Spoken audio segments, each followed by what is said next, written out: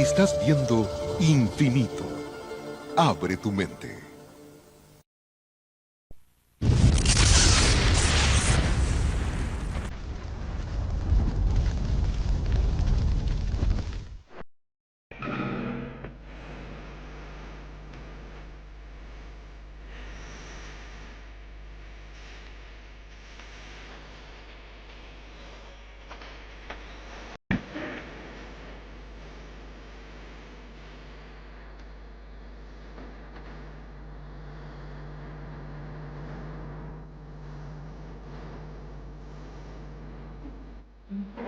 Los ríos son las arterias de la civilización.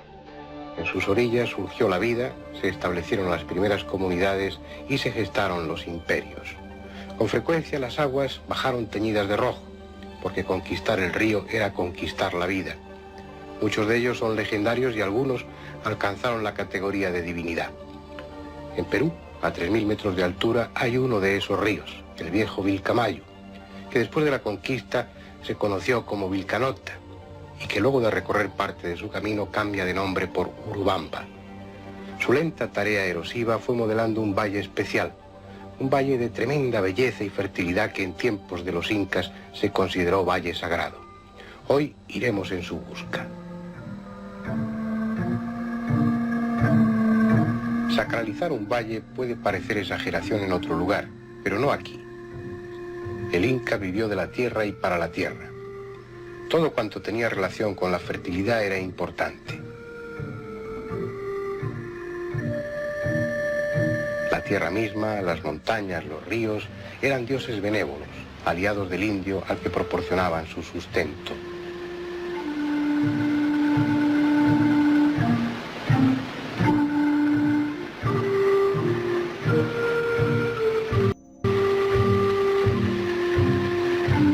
Con un espíritu integrador, en una relación estrecha con el paisaje, el antiguo peruano y aún el de hoy mismo se servían de la tierra al tiempo que la rendían servicio. Ni una sola piedra era movida de su sitio sin analizar antes las consecuencias de tal acto. Por eso, siendo intensa como era la explotación de campos y laderas, no se agotaban sus recursos. Al contemplar los viejos andenes ya abandonados que peinan la falda de cerros y montes, se toma conciencia de cuánto dependió el Inca de la agricultura. Los arcaicos instrumentos de labranza, el cuti y la chaquitaya han sido sustituidos en muchos lugares por el tractor. Vacas y ovejas se han sumado a los rebaños de llamas, cada vez más escasos, y es probable que los peruanos de hoy no sean tan dependientes del calendario como entonces. Pero en aquel tiempo, el mes de octubre, que fue en el que andábamos por esos caminos, era un mes de tensa espera. En agosto y septiembre se había sembrado el maíz y la papa, y octubre era un mes en el que cuidar la sementera, alejar a pájaros y alimañas de los campos, siempre con la onda dispuesta y aguardando la lluvia entre plegarias y ofrendas.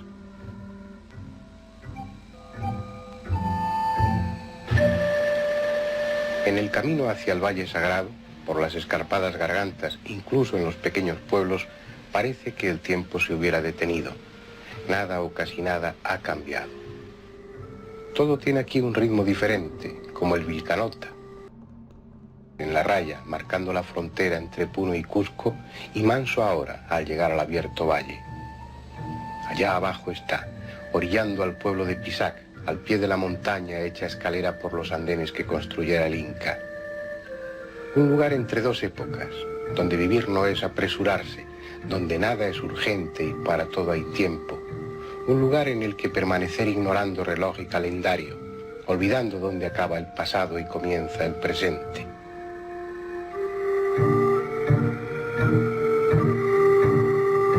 Aunque la teja española cubra algunas casas, la paja y el adobe siguen siendo la principal forma de construir. Y es seguro que la chicha, el aguardiente de maíz, aún preside la conversación pausada.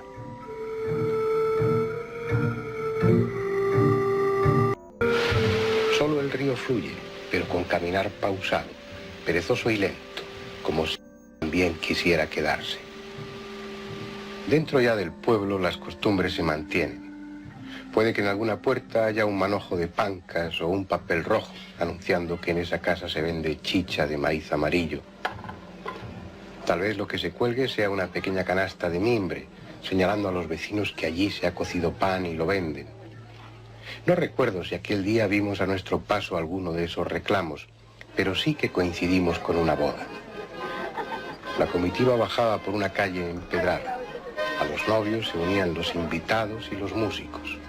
Probablemente la pareja había superado el periodo de prueba, el Sirvinacuí, al que aún se siguen sometiendo muchos novios. Es una vieja institución de tiempo del incanato que permite a la pareja vivir juntos durante un tiempo, con la promesa de boda, si es que ambos están de acuerdo al final de ese periodo.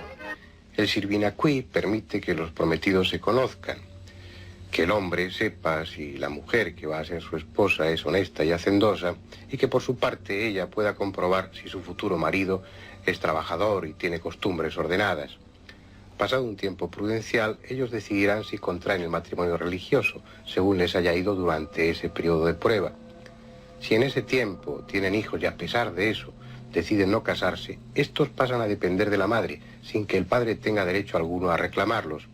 Y se hace así porque en esa parte del mundo los niños empiezan desde muy temprano a ayudar.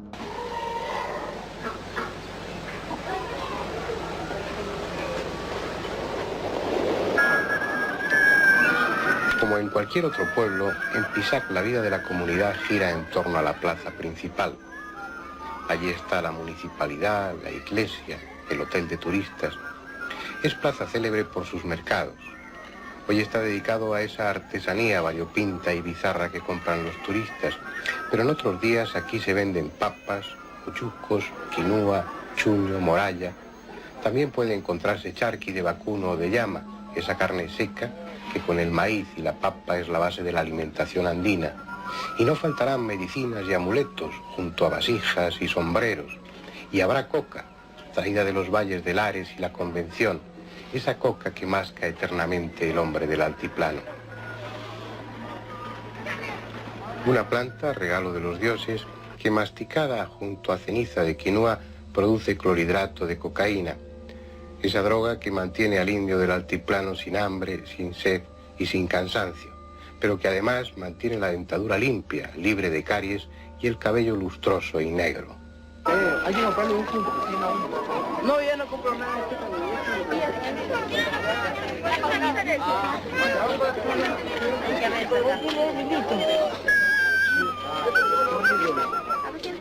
De todo ello habrá en la plaza, alrededor del sencillo monumento dedicado al posiblemente único héroe famoso que dio Pisac, Bernardo Tambohuasco, un cacique de la ciudad que fue ejecutado en 1780 por su participación en la sublevación de aquel año contra un virrey déspota y abusador.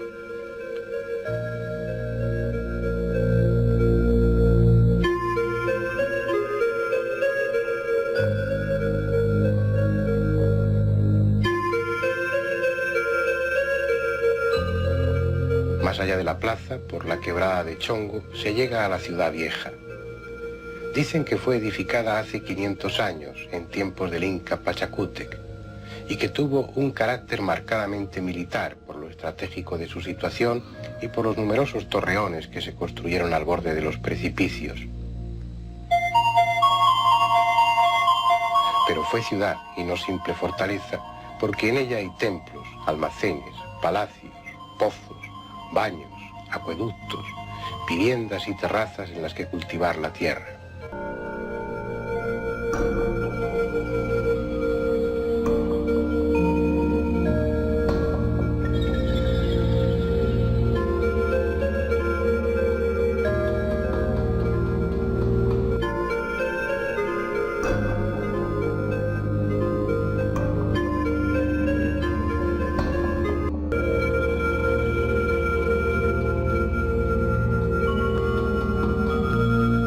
Tal vez lo más notable sea el Templo del Sol, con su Intihuatana, similar al de Machu Picchu y otras ciudades de esa época. Pero es aquí, en Pisac, donde probablemente se trabajó con más esmero la piedra, ajustando unas con otras con tan exquisita perfección como en pocos lugares incas puede encontrarse.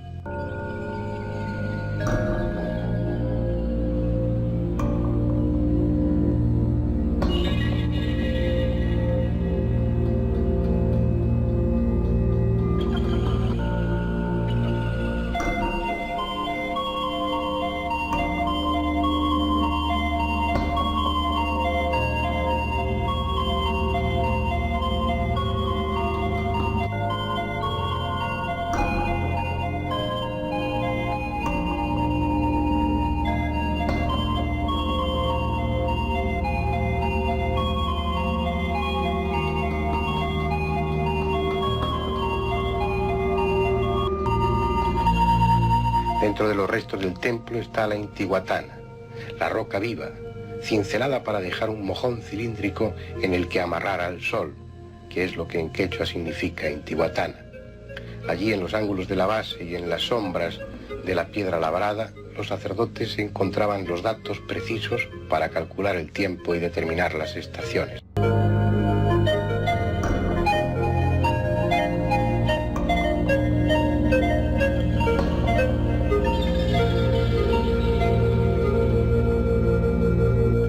Que fue ciudad populosa lo evidencian los millares de tumbas profanadas en sus cementerios y sobre todo el enorme número de andenes para el cultivo. Es un trabajo de generaciones, un lento proceso que en Pisac, como en otros muchos lugares de los Andes, modificó el paisaje para dar sustento al indio y beneficiar al mismo tiempo al propio monte, impidiendo que la lluvia arrastre la capa de tierra fértil hasta el río. La construcción de los andenes y la canalización necesaria para irrigarlos era tarea de todos los miembros de la comunidad divididos en mincas, en equipos de trabajo. En tiempos del incanato, la tierra era propiedad del Estado, pero no sus frutos, que pertenecían a quien la trabajaba. Cuando se casaban, cada pareja recibía una parcela, un tupu, suficiente para su sustento y aún más si era bien trabajada. Cuando nacía un hijo varón, recibían un tupu suplementario y medio si se trataba de una niña. Cuando todas las familias tenían asignada su parcela, la tierra sobrante era trabajada por la comunidad para el inca y los sacerdotes, que se encargaban de administrar esas reservas en los momentos de escasez. De esa forma, los indios de la comunidad trabajaban sus propias tierras, las del inca y las del clero, y además las que pertenecían a los ancianos y los huérfanos. Esa era la organización social para que a nadie le faltara el sustento. Regresaremos en instantes por Infinito.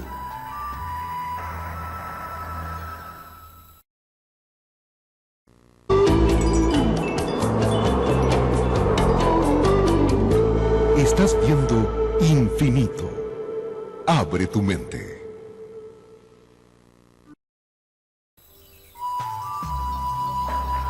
Continuamos con nuestra programación por Infinito.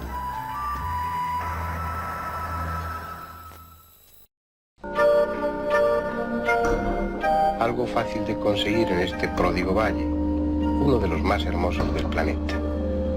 No es extraño que para el Inca fuera un valle sagrado, aunque nadie sepa si fue considerado así por su fertilidad. Es un paisaje que tiene nombre. Al fondo el Nevado de Chicón, al lado una montaña que llaman Tumahuanca y más allá la Verónica, la eterna enamorada. Un paisaje que seduce al visitante, que lo engancha, aunque ese visitante venga de muy lejos, de más allá del sistema solar. Esta es la laguna Huaypu, formada no por ríos, sino por aguas subterráneas. Está camino de Ollantaytambo. En ella, según afirman en esta zona, había una base sumergida de ovnis. Hasta hace unos 15 años, la mayoría de los campesinos de los alrededores vieron entrar o salir de esa laguna esferas luminosas que se movían silenciosa y rapidísimamente. Objetos volantes no identificados que después de mucho tiempo de no dar señales de vida, volvieron a aparecer sobre el cielo peruano, precisamente en aquellos días en los que rodábamos en el Valle Sagrado.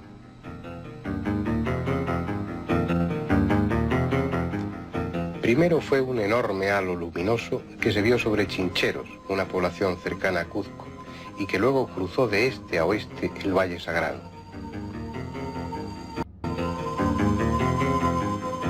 Y por lo que cuenta la tradición, no era la primera vez, porque en tiempo de los incas se hablaba de los tucuy, unos anillos luminosos que se veían en el cielo y que se consideraban anuncio de desgracia. Al día siguiente de verse ese halo luminoso sobre Chincheros, fue una flotilla de ovnis lo que se vio en el noroeste argentino, en Salta, en Mendoza y en Tucumán. Poco tiempo después sucedió algo más dramático. Los habitantes de un poblado cercano a Chiclayo, en el norte del Perú, abandonaron sus casas y sus enseres huyendo aterrorizados ante la presencia de un grupo de extraterrestres de elevada estatura. Y también en ese mismo mes de octubre, uno o varios ovnis se dedicaron a perseguir a 3 aviones de pasajeros en Brasil.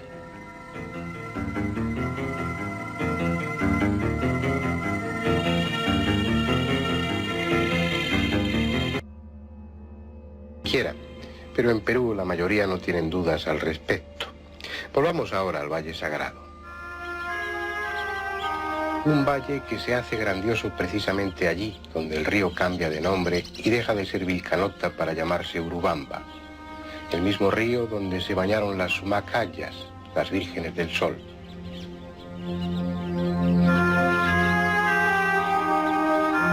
Tienen suerte los que aquí viven, porque el destino les colocó en uno de los valles más bellos y fértiles de la tierra. Aquí, más que en ningún otro sitio, es todo el año primavera, y las flores de la retama no dejan de vestir en amarillo el campo de Urubamba. En las huertas hay duraznos, cerezos, peras, ciruelas, manzanas, capulíes, lúcumos y limones, membrillos. La pequeña ciudad de Urubamba, protegida por los montes de la cordillera andina. Como vigilantes del paisaje, el Chicón, el Pumahuanca, el Chipana, el Yaguarmaqui y otros cerros montan guardia permanente. No es extraño que en este valle tuvieran casa los incas e hicieran de él lugar para reposo y amoríos. Sayri Tupac, Pachacute, Chalcuchimac, héroes legendarios que unieron su nombre al del valle, y junto a ellos bellas mujeres, cuya hermosura también se hizo leyenda. Rumisonco, corazón de piedra, Chascañahue, ojos de lucero, Sipas, Tica, mujer dulce. No es este un lugar para guerras o disputas, sino para sentir la alegría de estar vivo. El río prosigue su camino y nosotros con él. En sus riberas hay invitación para quedarse, para remansar la marcha y fundirse durante unas horas con el paisaje, pero apenas queda tiempo.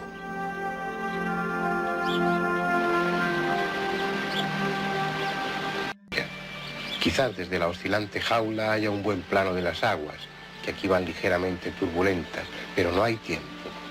Unos kilómetros más allá nos espera Ollantaytambo y su leyenda.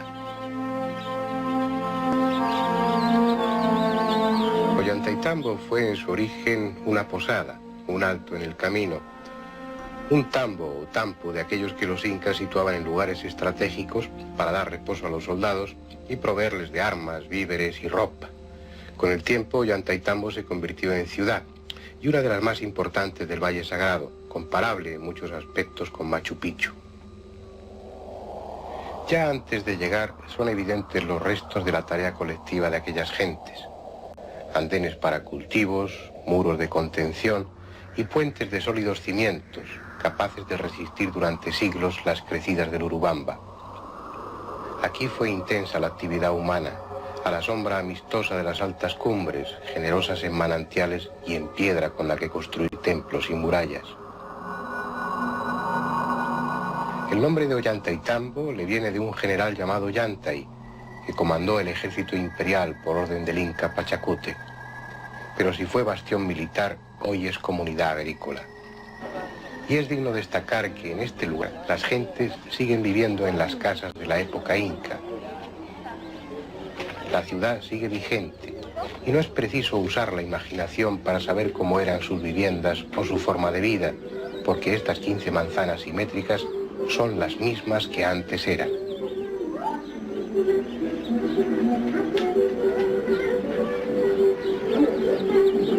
Calles longitudinales y transversales, hechas para personas y no para vehículos. Muros de piedra poliédrica, pulimentada y encajada, sin barro o cemento, en seco.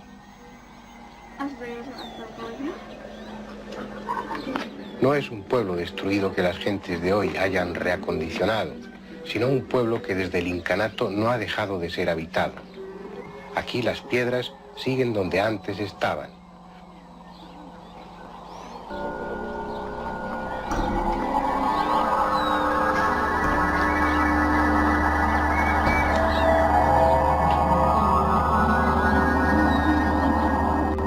Solo las gentes que las habitan han cambiado, pero no demasiado. Siguen hablando en quechua y son descendientes de los que aquí vivían hace siglos.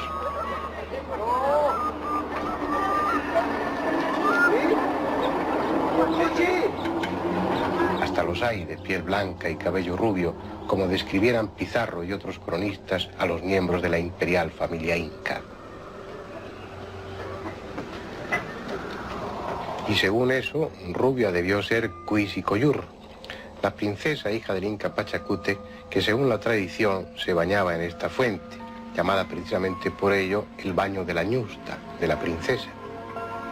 De ella se enamoró el general Ollantay, y aunque no era de sangre noble, fue correspondido por la ñusta, que le amó en secreto por un tiempo, hasta que el romance fue descubierto y ella castigada por su padre a permanecer el resto de su vida en el Ayahuasi, el templo de las Vírgenes del Sol de Cuzco, que hoy es convento de clausura.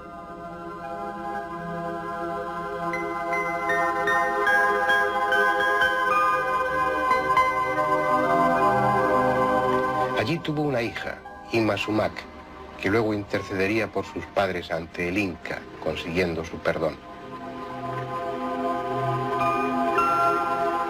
Nadie sabe ya dónde acaba la historia y empieza la leyenda, pero la mayoría lo cuentan así, como si tales hechos hubieran realmente sucedido. Pero no es eso lo que mueve al visitante a desplazarse hasta Ollantaytambo, sino sus piedras. Se dice que esos edificios casi colgados en la ladera del cerro Pincuyuna fueron cárceles o cuarteles, porque según afirman algunos, Ollantaytambo fue fortaleza. Pero se trata de almacenes en los que el aire seco y frío conservaba grano y alimentos por mucho tiempo. Y aunque la ciudad fuese en su inicio fortaleza, lo cierto es que allí hubo templos, palacios, observatorio solar, baños rituales, andenes para cultivo y otras obras civiles, aunque todo ello estuviera defendido por una muralla cuyos restos son en parte visibles. Fue una obra impresionante, tal vez la última que acometieron los incas antes de la conquista. Estaban entonces en plena madurez arquitectónica y su trabajo de la piedra había alcanzado el máximo desarrollo posible.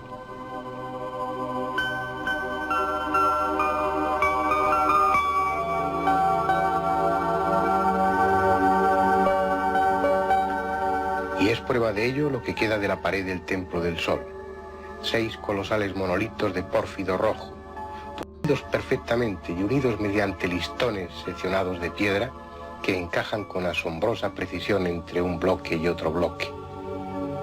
Son un mudo homenaje, un monumento casi eterno a la memoria de aquellos arquitectos y canteros que hicieron de la piedra el más noble de los materiales.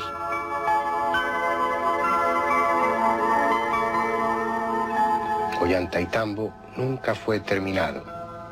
Otros hombres llegados de un lejano continente trajeron consigo un nuevo dios y un nuevo concepto de templos y ciudades.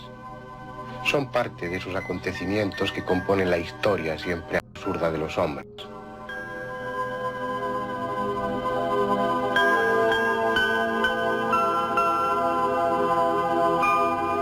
Afortunadamente, el río y su valle están hechos con otra medida y permanecen ajenos a lo humano. Por eso, el Valle Sagrado seguirá ahí mucho tiempo después de que el hombre desaparezca, como llevaba ahí mucho tiempo antes de que el hombre apareciera.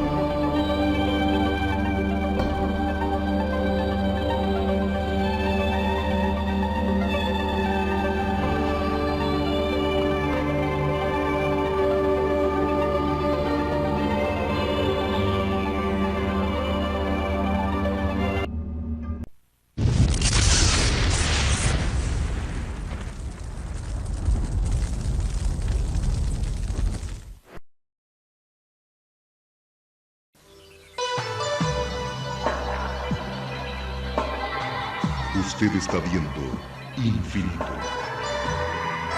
Infinito, señal del nuevo milenio.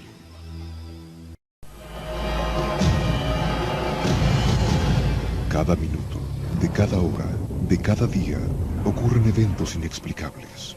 Incidentes, fenómenos, encuentros, ritos, experimentos. Cada día, cada hora, cada minuto, cada 60 segundos, se revela una vida llena de misterios. Ahora un canal trata de dar luz a todo. Un canal que indaga los misterios del universo. Un canal que se aventura en territorios desconocidos. Un canal que explora las preguntas que definen nuestra existencia.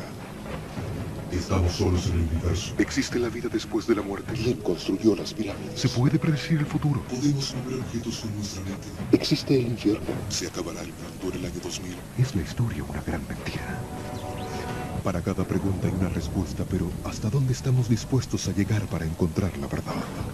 Desde Machu Picchu al Chupacabra, desde los aztecas al zodíaco, desde los extraterrestres a los ángeles. Esto es Infinito, un viaje hacia lo desconocido, una exploración de lo inexplicable. Ningún lugar es muy remoto, ninguna pregunta muy extraña, ningún misterio está fuera de nuestros límites. Escuche lo inesperado, descubra lo oculto, experimente lo desconocido. Infinito, señal del nuevo milenio. Mientras el planeta sigue sorprendiéndonos con misterios inexplicables, en Infinito, seguimos trabajando con más y más horas de producciones propias y exclusivas. Los casos más inquietantes, analizados por un equipo especializado de investigadores y cazadores de fenómenos extraños en distintas partes del mundo, a través de realizaciones para el asombro, reunidas en Infinito Original. Porque existe otra realidad, y solo un canal se atreve a investigarla. Infinito, señal del nuevo milenio. ¿Qué dicen las profecías para esta época? ¿Cuál es el sentido de nuestras vidas? ¿Existe el alma? La nueva era brinda muchas respuestas, pero para encontrarlas tenemos que hacer las preguntas adecuadas. El universo está plagado de hechos sin explicación, misterios sin resolver, infinidad de temas que aguardan ser develados. Para eso nació Infinito, el primer canal en el mundo que explora con respeto, seriedad y objetividad los temas que nadie se atreve a explicar. De lo desconocido a lo sorprendente, de lo enigmático a lo inexplicable. Infinito, abre tu mente. Disponible en Estados Unidos para las comunidades de habla hispana. Pídelo a tu operador de cable. Infinito. Abre tu mente.